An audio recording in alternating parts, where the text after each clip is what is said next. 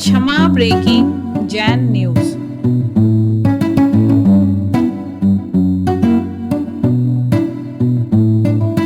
तो हम एक विचारधारा वाले लोग हैं, सारी समाज वाले एक विचारधारा वाले लोग हैं, एक धर्म को मानने वाले हैं, एक गुरु को मानने वाले हैं, एक वीतरागी भगवान को मानने वाले हैं, एक जिनवाणी माँ को मानने वाले हैं। तो हम सारे के सारे कौन हुए? एक विचारधारा के हैं। और एक विचारधारा के हैं तो कहा गया है अब एक विचारधारा वाले एक साथ रहो। हो सकता है कि तुम्हें देखना पड़े कि तुम्हारा साथी पीछे तो नहीं रह गया। ये हमारी समाज में सबसे बड़ी कमजोरी है, सबसे बड़ी कमजोरी। हमको तो ये लगता है कि चार व्यक्तियों को रौंद कर अगर हमको आगे बढ़ना पड़े तो हम बढ़ने के लिए तैयार हैं, लेकिन तुम्हारे मन में कभी ये प्रतीति नहीं आती, कभी तुम्हारे मन में प्रीति के भाव जागृत नहीं होते कि कोई व्यक्ति जो मेरे अधीन है, जो मेरी विचारधारा वाला व्यक्ति है, क्या कभी वो पीछे तो नहीं रह जाए? क्या कभी तुम्हारे मन में ये भाव आए?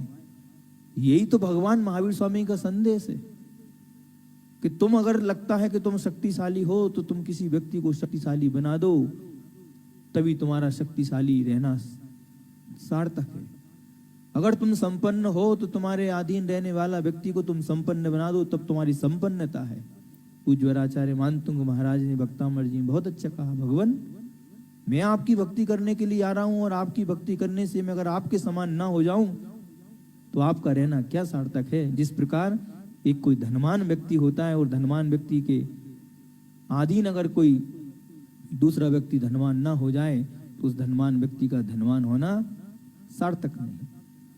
उसी प्रकार मैं आप लोगों से कहना चाहता हूं कि अगर एक विचारधारा वाले लोग रहते हैं, जैन समाज में सबसे बड़ी कमजोरी है कि हम एक विचारधारा वाले तो हैं, हम एक गुरु को मानने वाले हैं, एक भगवान को मानने वाले हैं, एक जिनवाणी माता को मानने वाले हैं, लेकिन हमारे अंदर किसी व्यक्ति को आगे बढ़ाने की भाव ही नहीं होते। हमको तो लगता है नहीं मैं आगे बढ़ूं। ध्यान रखना, जब मैं आगे बढ़ूं तो ये मानसिकता होती है राजनीति में। राजनीति वाला क्या करता है? मुझको आगे बढ़ना है, 100 को मारना पड़े मारने के लिए तैयार हूं।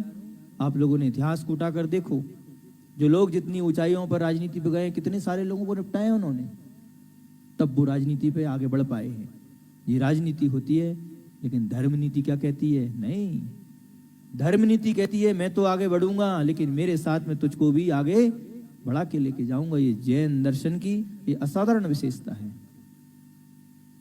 हमने सब दर्शनकारों को पढ़ा और सब दर्शनकारों में देखा, वहां पर मात्र एक गुरु होते हैं और हजारों उनके शिष्य होते हैं। लेकिन जैन दर्शन की विशेषता है, वो कहते हैं नहीं। आप लोगों ने देखा वो एक पूजन की पुस्तक पहले निकली थी, उसमें लिखा था पूजा करो और पूज्य बनो। इसका मतलब क्या है? जैन दर्शन सिखाता है कि तुम भगवान की पूजन करने आ रहे हो, नहीं तुम गुलामियत। ध्यान रखना, किसी को पूजन कराना, किसी को गुलाम करना नहीं है। लगता है कि हम जिनेंद्र भगवान के गुलाम हैं, नहीं। जैन दर्शन गुलामियत स्वीकार ही नहीं करता। जैन दर्शन कहता है नहीं, तुम स्वतंत्र हो, और आज तुम अगर किसी के सामने झुक रहे हो तो झुकने का मतलब है कि एक दिन तुम्हारे सामने भी दुनिया झुकेगी। क्यों? क्योंकि तुम झुक रहे हो।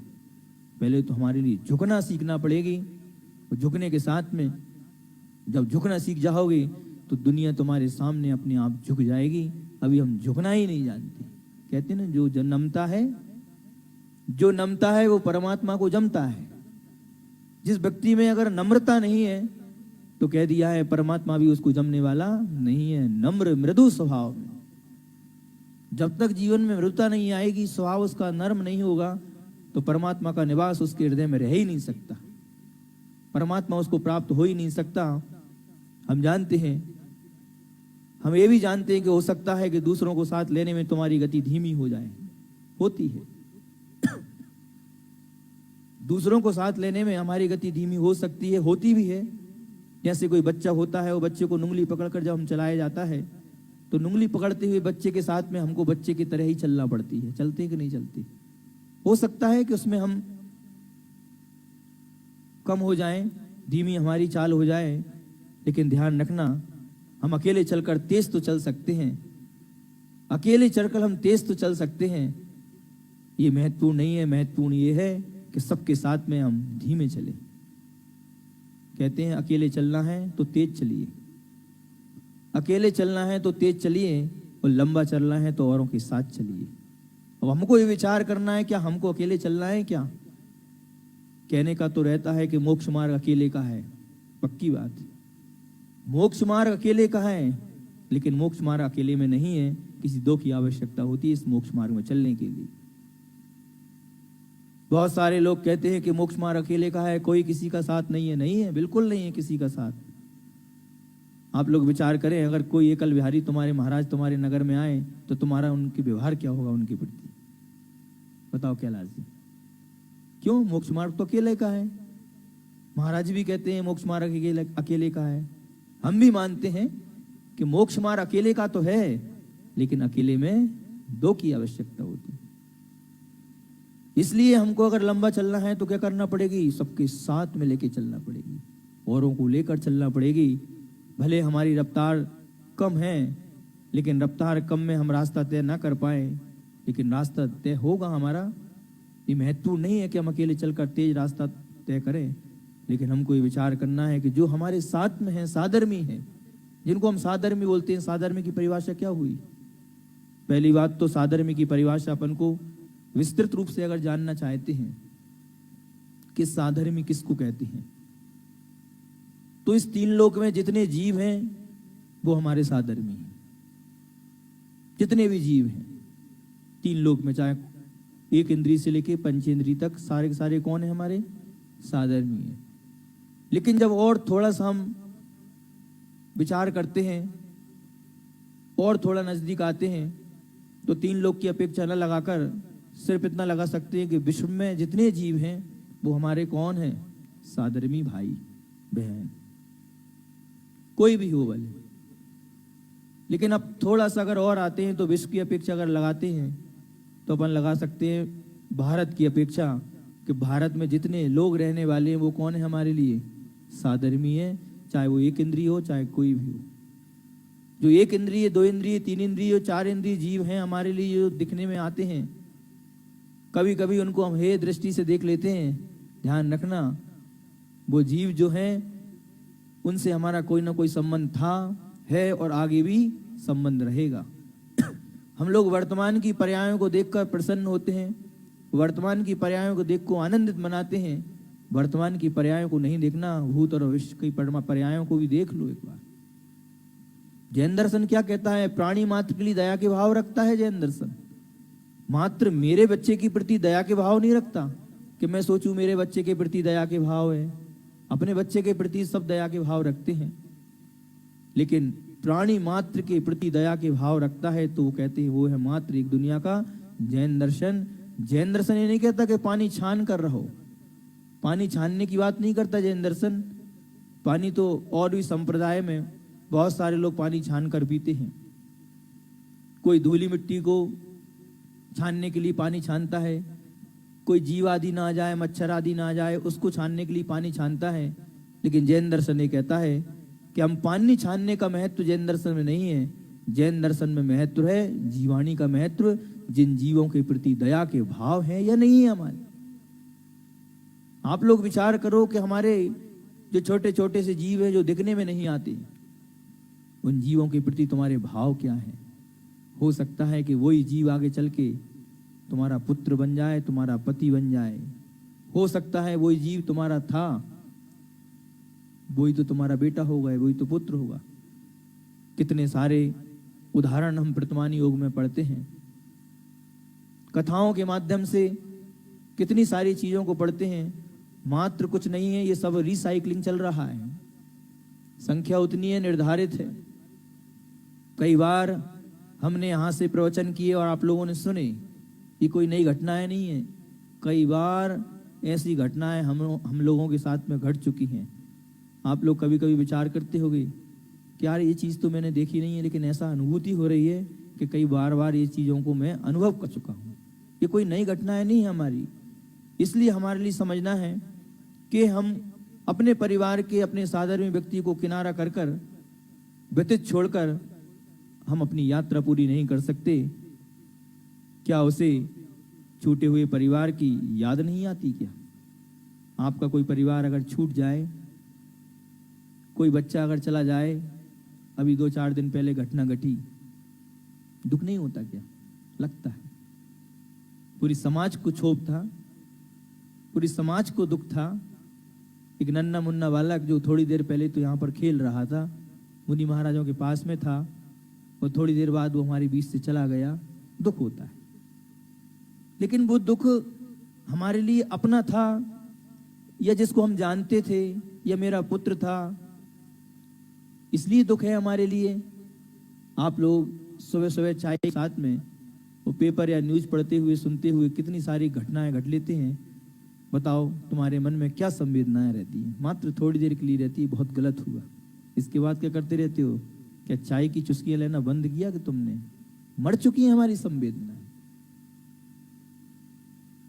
हमारे साधर्मी के प्रति हमारा वात्सल्य क्या होना चाहिए? साधर्मी के प्रति हमारा क्या कर्तव्य होना चाहिए? मैं आज आप लोगों से कहना चाहता हूं, हमारा सारी की सारी संवेदनाएं मर चुकी हैं। हमारी समाज में एकता की बहुत बड़ी कमी है।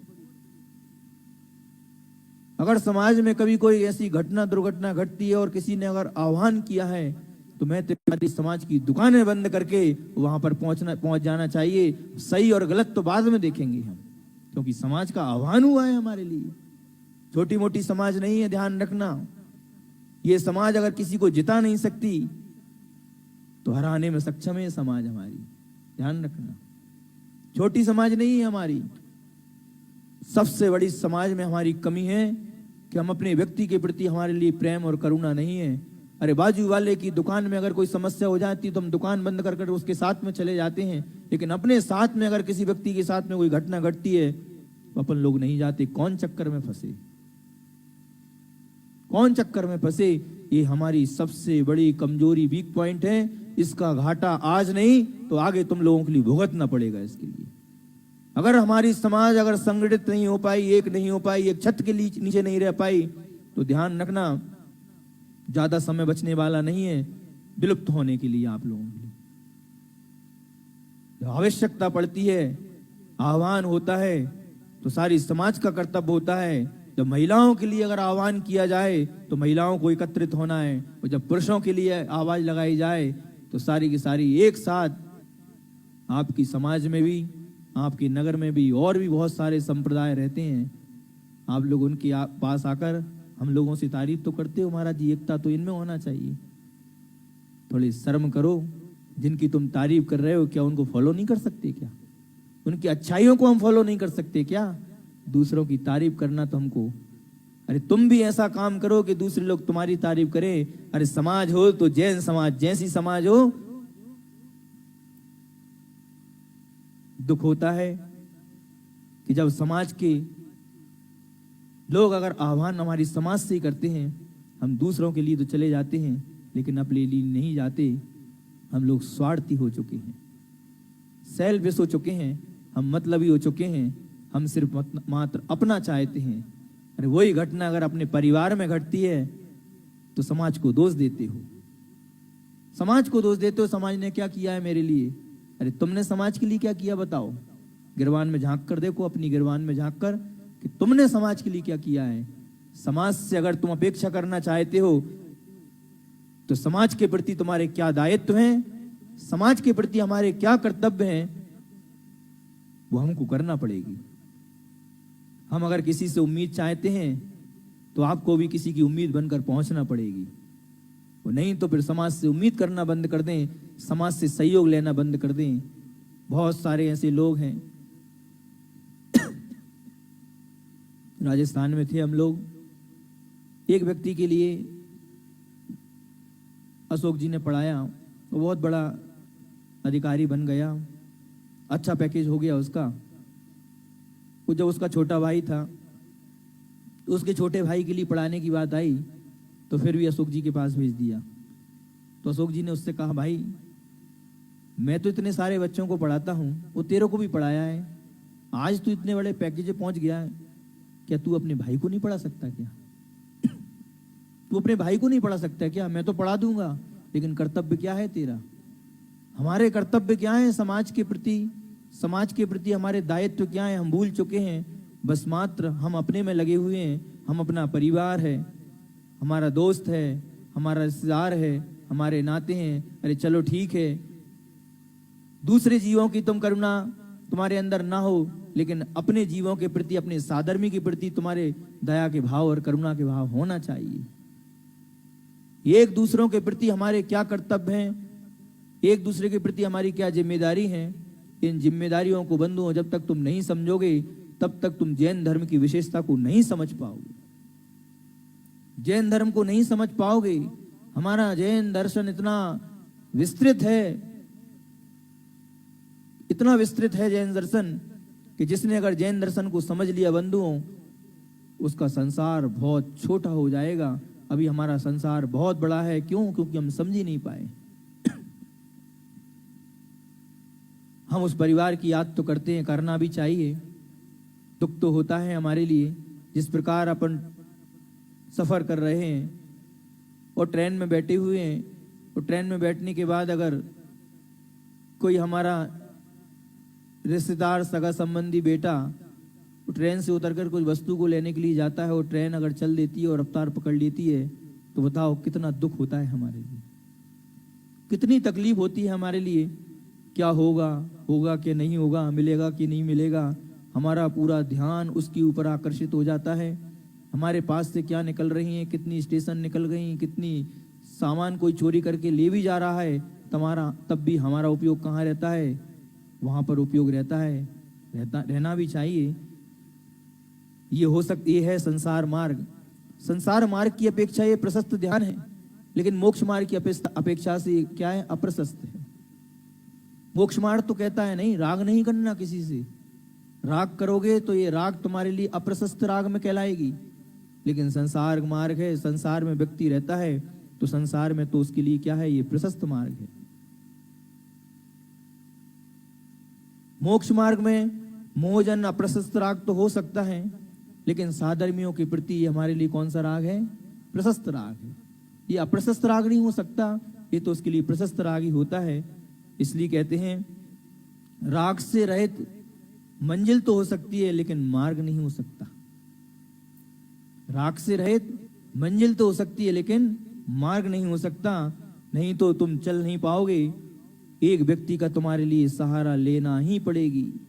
जब तक तुम इस एक व्यक्ति का सहारा नहीं लोगे, मोक्ष मार्ग पर भी नहीं चल सकते तुम। मोक्ष मार्ग पर चलने के लिए भी क्या करना पड़ेगी, तुम्हारे लिए संकल्प लेना पड़ेगी, एक व्यक्ति का सहारा लेना पड़ेगी, एक व्यक्ति को तुमको भी साहस बनाना पड़ेगी। अरे मोक्ष मार्ग पर चलते चलते तुम अपना कल्याण तो कर लोगे, लेकिन तुम्हारा एक कर्तव्य है कि तुम्हारा कल्याण के साथ साथ में तुम्हारे साथ में एक साथी का भी साहस बनाओ, और साहस बनाकर उसका भी कल्याण करो। यही है जैन दर्शन। पूज्य गुरुदेव अपना कल्याण कर लेते थे। पहले वृद्ध अवस्था में दीक्षा ली जाती थी, साधु संत वृद्ध अवस्था में बनते थे, वो अपना कल्याण करने के लिए बनते थे। अपना कल्याण करेंगे, ठीक है भैया, हमको अपना कल्याण करना है। लेकिन आचार्य गुरुवर श्री विद्यासागर जी महाराज के गुरु पूज्यवर आचार्य ज्ञान सागर जी महाराज ने कहा, नहीं, मैंने तो अपना कल्याण कर लिया, लेकिन मैं नहीं चाहता, मैं चाहता हूं कि औरों का भी कल्याण हो। और उन्होंने देखा कि आचार्य विद्या जो मुनि विद्याधर है, विद्यासागर है, इस मुनि विद्यासागर से जन जन का कल्याण होगा। और उन्होंने उनको मार्ग प्रशस्त करके जो पंचेंद्रियों की विषय वासनाओं के बीच में ऐसे नवयुवक को उन्होंने दीक्षा देकर, ऐसे नवयुवक को तराश कर उन्होंने हम सबके सामने रखा। अगर आचार्य गुरुदेव भी चाहते तो कहते थे, नहीं, मेरी पूजन करो, आवश्यकता नहीं किसी की पूजन करने की, किसी की पूजन करने की आवश्यकता नहीं, मेरी पूजन करो, मेरे को किसी के चेले चपाटे नहीं बनाना, भक्त नहीं बनाना, अपनी पूजन कराते रहते। ने कहा नहीं, जैन दर्शन इसलिए नहीं है। जैन दर्शन कहता है नहीं, वंदे तदगुण लब्ध है, हमने आपकी वंदना की है, मुझको ये जैन धर्म की ये रत्नत्रय प्राप्त हुआ है। वही रत्नत्रय प्राप्त हुआ है तो मैं भी चाहता हूं कि मेरे माध्यम से औरों का भी कल्याण हो। तो आज हजारों की संख्या में ये रत्नत्रय धारी साधु आप लोगों के बीच में दिख रहे हैं। तो पूज्य आचार्य गुरुदेव श्री विद्यासागर जी महाराज की असीम अनुकंपा हमारी समाज के ऊपर और एक श्रवण धर्म के ऊपर हुई है, पूज्य गुरुदेव की। इसके माध्यम से आज इतने सारे साधु दिख रहे हैं, अगर गुरुदेव चाहते ठीक है। उसी प्रकार जैन दर्शन कहता है नहीं, तुम आगे बढ़ रहे हो, मोक्ष मार्ग पे आगे बढ़ रहे हो, तो तुम्हारा कर्तव्य है कि तुम्हारे साथ में एक व्यक्ति को भी साथ में लेके चलो, उसको साहस बनाओ और उससे भी कहो नहीं इस मार्ग पर चलो। पूज्य गुरुदेव ने हम लोगों से कई बार कहा, तुम्हारा कर्तव्य है कि तुम्हारे मरने के पहले तुम्हारी गद्दी खाली नहीं होना चाहिए, एक व्यक्ति को उस गद्दी पर स्थापित करके तुमको जाना है। पिता जब का अवसान होता है तो क्या गद्दी खाली होती है? क्या नहीं खाली होती। उस गद्दी पे अपने योग्य सुयोग्य पुत्र उत्तराधिकारी को बिठाकर कोई संसार से विदा लेते हैं। उसी प्रकार हमारा भी एक कर्तव्य होता है कि हमारे माध्यम से जब इस संसार से हम विदा लें तो हम भी अपने समान एक व्यक्ति को इस मोक्ष मार्ग पर आगे बढ़ाकर फिर संसार से विदा लें। इसलिए आप लोगों का भी कर्तव्य होता है कि आगे बढ़ना है इस मोक्ष मार्ग पर, चाहे गृहस्थ मार्ग में हो चाहे मोक्ष मार्ग पे हो, तो अपने साथ में एक व्यक्ति को जरूर लेकर आओ। इसलिए हम लोग हमेशा आप लोगों से कहते हैं, अगर तुम तो आने लगे हो, तुम तो साधु संतों से जुड़ गए हो, तुम तो तुम्हारा खूब धर्म ध्यान होने लगा है, अब तुम्हारा कर्तव्य क्या है कि अब तुम और नए लोगों को जोड़ो। लेकिन बताओ, सही सही बताना, तुम लोग महाराजों से जुड़ जाते हो और कोई दूसरा व्यक्ति अगर तुमसे महाराज जी से जुड़ जाता है तो तुमको कैसा लगता है? अंदर से जेलसी होती ना, हमारे महाराज पे कब्जा करने वाले। छोटी से बच्चा रहता है ना, छोटा बच्चा वो लीन, अगर उससे बोल दिया जी मेरे महाराज हैं तो लड़ने लगता है। वो देखो कितना छोटा सा बच्चा है, उसके मन में क्या है, ये मेरे महाराज हैं, ठीक है। अगर कोई दूसरा व्यक्ति बोल दे नहीं, और अगर हम भी बोल दें नहीं नहीं हम तो इसके महाराज हैं, तो क्या बोल देता है, हाँ ठीक है हम निष्काम सागर जी को अपना बना लेंगे। अब बताओ तुम, छोटा सा बच्चा, उसके मन में क्या भावनाएं आ रही हैं? मैं आप लोगों से भी पूछना चाहता हूं, आप भी अभी छोटे ही बच्चे हो, आप लोग किसी व्यक्ति को जुड़ाने का प्रयास ही नहीं करते। हम चाहते नहीं, मंदिरों में भी तो यही होता है। कोई अगर मंदिर में नवयुवक व्यक्ति अगर अभिषेक पूजन करने के लिए आ जाए तो हम उसको अच्छे से देखते हैं, कहाँ से आए हो भैया। मैं आप लोगों से कहना चाहता हूं, तुम पीछे हो जाना, उसको प्रोत्साहित करना, उसको आगे बढ़ाना, उससे कहना नहीं हमारा तो कल्याण हो रहा है, होगा, लेकिन हम चाहते हैं कि बेटा तू भी अभिषेक पूजा कर। एक दिन मंदिर में अगर तुमने उसको प्रोत्साहन दे दिया बंधु, ध्यान रखना जीवन भर के लिए वो जिनेंद्र भगवान का भक्त हो जाएगा। उसका पुण्य किसको मिलेगा? जिसने उसको आगे बढ़ाया है उसको पुण्य मिलेगा उसका। लेकिन हम लोगों की परंपराओं के कारण से हम कहते नहीं, मैं ही अभिषेक करूंगा, प्रथम अभिषेक करूंगा, मैं ही भगवान को विराजमान करूंगा, मैं ही सब कुछ काम करूंगा। मैं के चक्कर में मेमना बन जाते हो बकरिया। ध्यान रखना, जो मैं करता है, आगम कहता है नियम से तेरे को त्रियंच पर्याय का बंद होगा, क्योंकि तेरे अहंकार है तेरे अंदर। जैन दर्शन कहता है नहीं, आगे बढ़ो, आगे बढ़ो, और तुम्हारा जो साथ में साधर्मी है उसको भी क्या करना है?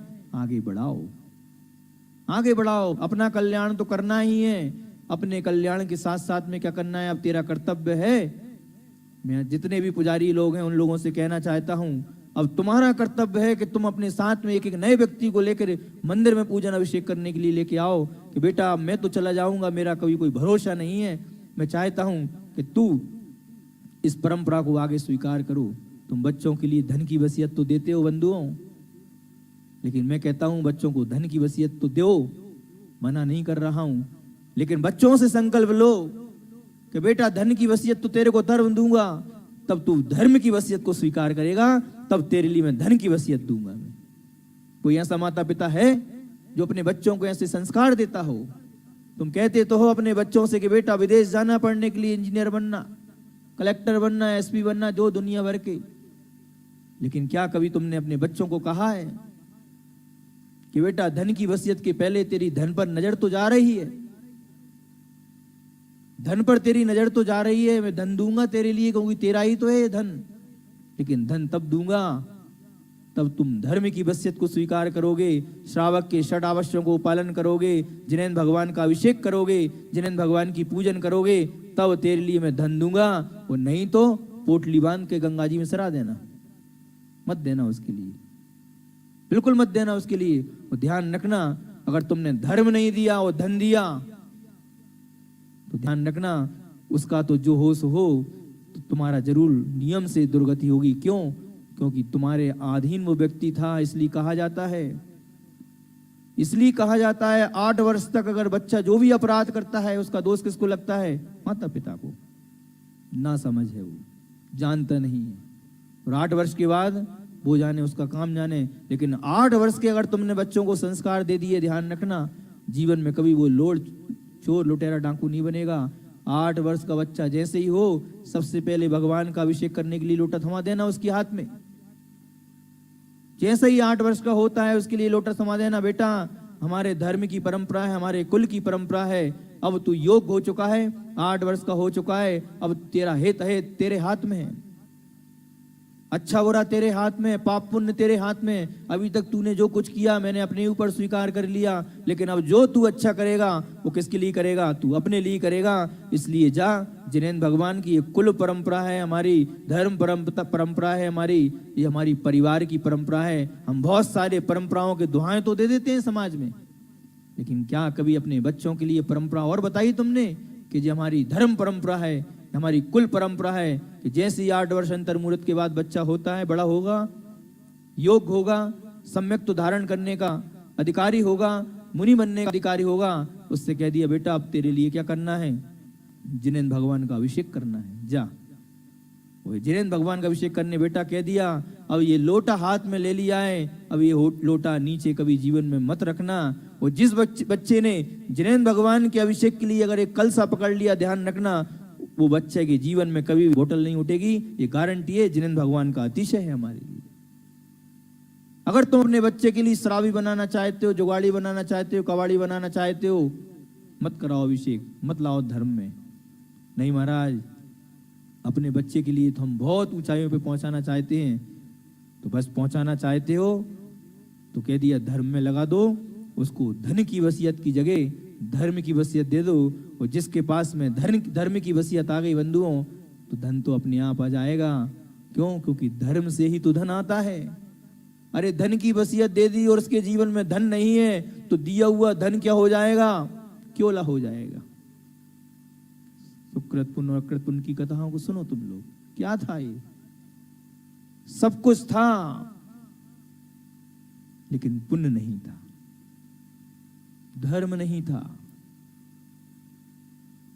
उसके पिता के माध्यम से पूरा का पूरा नगर धनवान हो गया, लेकिन क्या कर्म का उदय रहता है? सारी की सारी कर्माधीन व्यवस्था है, सब कर्माधीन व्यवस्था है। व्यक्ति पुरुषार्थ करता है, पुरुषार्थ के माध्यम से हम उस लक्ष्य तक पहुंचना भी चाहते हैं, लेकिन कर्म बहुत बलवान होता है।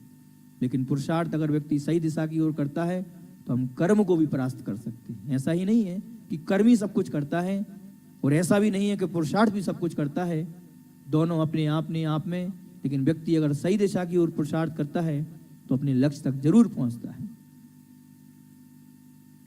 पूरे के पूरे गांव धनाढ्य है, लेकिन पिता के अवसान होने के बाद घूम रहे हैं माँ के साथ में, दर दर की ठोकरें खा रहे हैं। क्या दिन आ गए, और किसी ने देखा, अरे ये तो वो ही है जिनके माध्यम से आज अपने इतने धनवान हुए और आज ये दर दर की ठोकरें खा रहा है। नहीं, इनकी मदद करना चाहिए। और हाथ में उठाए और रत्न दिए, और जैसी रत्न दिए और उसके हाथ में पहुंचते पहुंचते क्या हो गए? कोयला हो गए, अंगारे हो गए। वो कहता है भैया आपको कुछ देना हो तो दो, ये अंगारे क्यों देते हो मेरे लिए? तो कहने लगे बेटा मैंने अंगारे नहीं दिए, मैंने तो तेरी मदद करना चाहिए। माँ के पास जाकर कहते हैं माँ आज हमारे साथ में ऐसी घटना हुई। तो माँ ने कहा बेटा अपना पाप कर्म का उदय चल रहा है, पाप कर्म का उदय चल रहा है, अब शांति के साथ में रहो। जब व्यक्ति के अशुभ कर्म का उदय चलता है तो कहा जाता है शांति से क्या करना है? धर्म ध्यान करो, अच्छे परिणाम रखो। क्यों? अभी तुम्हारे कर्म का उदय तेज चल रहा है, और जैसी तुम्हारे कर्म का उदय शांत होगा, उपशम होगा, दबेगा, तो तुम्हारी पुण्य की प्रकृतियां बढ़ेंगी, तो सारे के सारे काम तुम्हारे सिद्ध होंगे। इसलिए कहते हैं हम कब तक अपने व्यक्तियों के प्रति, अपनी साधर्मियों के प्रति उपेक्षा भाव रखेंगे? ध्यान रखना, अगर हम किसी को उंगली पकड़कर आगे लेकर जाते हैं, किसी को हम आगे पकड़कर लेके जाते हैं, उपकारी भाव रखते हैं, तो ध्यान रखना वो भी उपकारी भाव के माध्यम से आगे बढ़ता है। और आगे बढ़ने के बाद वो भी मोक्ष मार्ग को क्या करता है, स्वतः ही सुरक्षित कर लेता है। आज पूज्य गुरुदेव ने हम लोगों को उंगली पकड़कर अगर आगे चलाया है, तो पूज्य गुरुदेव ने तो अपना कल्याण किया ही है, आगे करेंगे तो नियम से मोक्ष जाएंगे और तीर्थंकर बनेंगे, जी हमको विश्वास है। लेकिन आचार्य भगवान ने तो अपना कल्याण किया, करने के बाद ध्यान रखना हम लोगों को छोड़कर गए तो आज हमारा मोक्ष मार्ग सुरक्षित हो गया। अगर पूज्य गुरुदेव अगर अपना अपना अकेला चाहते तो आचार्य जी तो अपना कल्याण करके चले लेते, लेकिन तो मोक्ष मार्ग के रास्ते क्या हो जाते, हमारे बंद हो जाते, जीवन भर के लिए बंद हो जाते। क्यों? अब बताने वाला कोई नहीं है। जितने भी हमारे तीर्थंकर हुए हैं उन्होंने क्या किया, यही तो किया है। उन्होंने साथ साथ में अपने कल्याण के साथ साथ में मोक्ष मार्ग को बंद नहीं किया है, मोक्ष मार्ग को सुरक्षित किया है। किसके माध्यम से? नहीं, औरों के साथ में आगे बढ़ते गए। इसलिए अपने कल्याण के साथ साथ में संसार के कल्याण की संसार को में जितने भी जीव हैं उनके कल्याण की भावना रखनी का ये सम्यक दृष्टि है। क्योंकि सम्यक दृष्टि के वात्सल्य अंग आप लोग अंग आपको याद होंगे, निशंकित, निकांचित, निर्विचिकित्सा, अमूढ़ दृष्टि, स्थितिकरण, वात्सल्य और प्रभावना। सातवां अंग कौन सा है हमारा? उपगुहन छूट गया। हाँ, हम देख रहे थे, तुमको याद है कि नहीं? क्योंकि श्रावक लोग उपगुहन करते नहीं ना, ये तो उजागर करते इसलिए छोड़ दिया था हमने।